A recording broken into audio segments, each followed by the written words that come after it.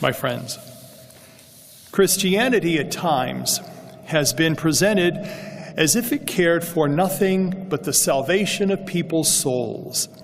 Now, some say that the Christian religion is simply a way of placating people with promises of heaven so that they will not become too discontented with their life on earth. Now, on some occasions, that may have been the case, but that certainly is not the Christianity that we read about and find in the New Testament. Jesus never made an attempt to save people's souls while caring little or nothing for the rest of the person. Our gospel reading is a clear example of Jesus' total concern for persons, body, soul, mind, and all. Now, he spent the day feeding their souls. Then, when evening approached, he switched his concern for feeding people's bodies. Now, the ministry of Jesus was always concerned with the whole person. Now, that job belongs to us, the church. That is you and me. I believe that we can learn something about that from today's gospel reading. The first thing we must do is resist the urge to dodge the responsibilities. Now, those first disciples tried to solve the problem by sending it away. Their suggestion was to have the people go into the neighboring villages and farms to find food and lodging.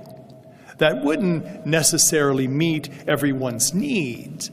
It would just get them off the disciples' backs. Now, before we get too critical of those first disciples, we should look at the same tendency within ourselves.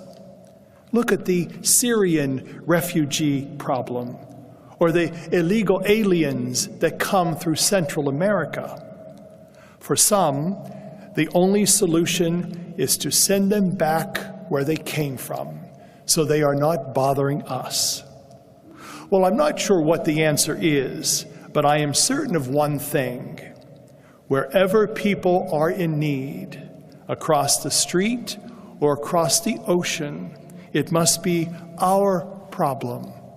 Otherwise, we have no right to call ourselves the friends and followers of Jesus. We may not have all the answers, but we must resist the urge to dodge the responsibilities. I think the next step is to take stock of our resources. That's what the disciples did. They had only a few loaves of bread and some fish. Small though it was, they could share it. Now, none of us individually has enough resources to meet everyone's needs, but that is not the point.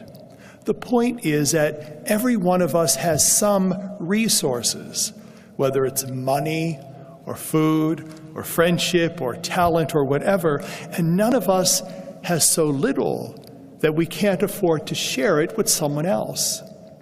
I think another thing is that we can work together. Jesus instructed people to sit down in groups of 50 or so.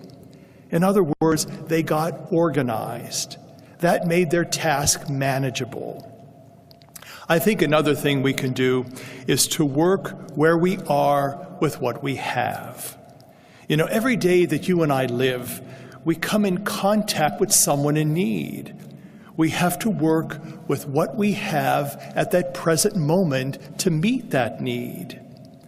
And finally, we can depend on Christ to make up the difference between our resources and people's needs. The disciples started with 5 loaves of bread and 2 fish, but they finished with everyone fed and 12 baskets left over. Now, I'm not sure how all that happened, but I do know that the difference was Jesus. Remember, we are not in this alone. Jesus is more concerned about human need than you and I ever will be.